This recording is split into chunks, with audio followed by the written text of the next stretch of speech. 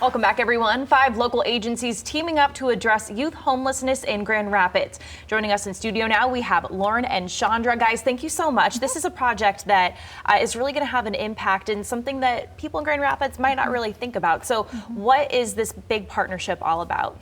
Yeah, so we're really excited that we're launching a house for individuals who are experiencing homelessness with specific supports for youth ages 18 to 24 who identify as LGBTQ. This house is a partnership project between 311 Youth Housing, HQ, ICCF, Mel Trotter, and Mars Hill Church. Yeah, so a really big collaboration. Tell us a little bit more about HQ.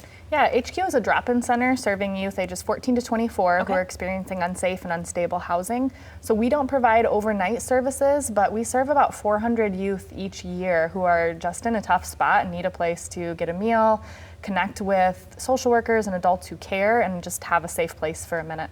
Right, and so, I mean, they can go there during the day and kind of, you know, work with people there, but then there's that overnight aspect. So really, how does the whole project work? Yeah, so 311, overall, we develop safe and affordable housing for youth ages 18 to 24 who are experiencing homelessness in Kent County. We have 8 properties in the city, and so this will be a 9th property that, again, is a collaborative project, but with the same model. All of our houses have house mentors that live on site in a separate unit. Each property has space for 3 to 4 youth to walk alongside and transition to healthy interdependence for the long term. Yeah, I guess I was going to say, what's the goal? Because, you know, these youth can stay from, you know, a year to 2 years, but what's the hopeful outcome of this? Yeah, well, at 311, 90% of our young people move into safe and stable housing of their own or reunite with family when they move out. And really that's the goal. The long-term goal is that through relationship but primarily first through safe and stable housing, that young people will be able to achieve independence and pursue their goals, do things like purchase their own homes and complete college and get living wage jobs so they can support themselves and their families. Perfect. And now is this filling a gap that HQ has seen over the past couple of years? Yes, absolutely. So nationally, about 40% of youth who experience homelessness identify as LGBTQ, and we see that here in this community as well. And so to have a place that we can tell youth about, that we know is safe, that we trust, is so important. And I think it's a real positive symbol for our community to see all these organizations coming together with a common goal of breaking the cycle of homelessness. Fantastic. So this 9th unit is opening up in February. Yep. So what do you guys need? Because, you know, a home isn't a home without being furnished, right? So you guys need some supplies that people can donate. Yes, so if you want to get involved, we need, the whole house still needs to be furnished for the young people. So everything from kitchen to bathroom to living room. And we also have opportunities to help get that house set up. Fantastic. And those are all on our website at 3-11.org/updates. Okay, perfect. And then if someone wants to get in touch with HQ, how can they do that? HQGR.org. All right, easy to remember. Guys, thank you so much for coming in. Excited for Move-In Day and a great project and collaboration in Grand Rapids. Thank you so much. Yeah. Well, still ahead here tonight, a teenager searching for her forever family. Our Forever Home series brings us to a beauty salon in Grand Rapids. We're hanging out with Elizabeth here. We're going to share exactly what she wants to be when she grows up. And a very different salon shutting down without much warning, where those customers can now go to use their gift cards. Well, some relief for customers who recently bought gift cards from a salon that suddenly closed its doors. After our story yesterday, another salon stepped up to honor those gift cards, even hiring some hairstylists who lost their jobs with short notice. Problem solver Darren Cunningham joins us in our studio with the update. Darren?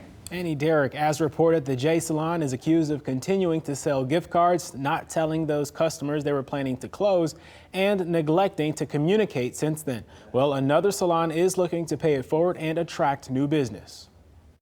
I'm creating a win-win situation. I'd love to earn the business from the people that this happened to, and for them to come and experience the James Salon experience. James Garnett owns the James Salon and Spa and just opened a new location in Ada in August.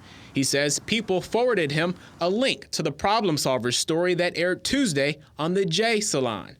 Owners Kurt and Renee Tellman announced the sudden closure of their business on Facebook the same day it closed, December 28th, leaving many upset and confused customers, blindsided after buying gift cards as Christmas gifts, like Jessica Camps, who bought a $150 gift card for her mother on December 13th. I've seen other posts that nobody's responded to anybody else's calls, emails. I haven't heard anything. So Garnett says he wanted to find a way to help those affected. I'm acquaintances with them, and I know a part of their story, so I do know this is a good people that just something unfortunate happened with them.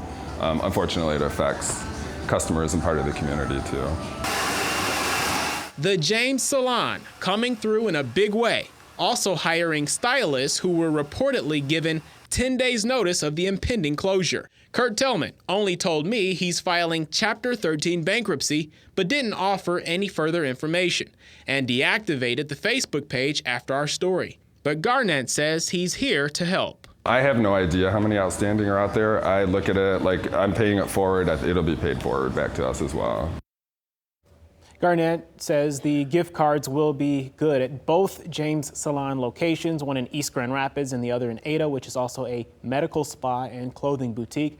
Now, I reached out to the Tellmans for comment once again today. I've not heard back. Yesterday, Mr. Tellman did say he would have his bankruptcy attorney follow up with me. Live in the studio, Darren Cunningham, Fox 17 News. All right, Darren, thank you. If there's something you'd like Darren to look into, you can send an email to problemsolvers@fox17online.com. You can also join our Problem Solvers Facebook group. State Senator Peter Lucido is apologizing following a comment he made towards a female reporter yesterday, according to Allison Donahue, a reporter at Michigan Advance.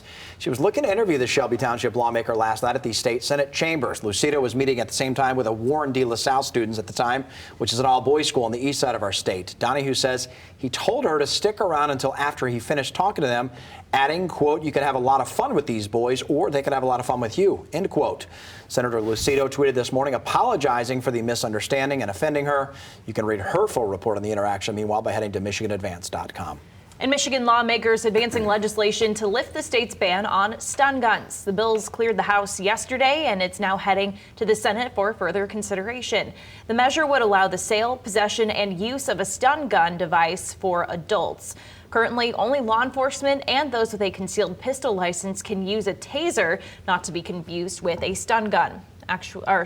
Supporters of the bill say that the stun gun ban goes against court rulings, adding that people may prefer a non-lethal form of protection over real guns. Well, the state legislature's approved a bill to create a permanent mental health hotline. The system would be available 24/7 year-round if the governor signs the bill, which passed overwhelmingly yesterday in the House.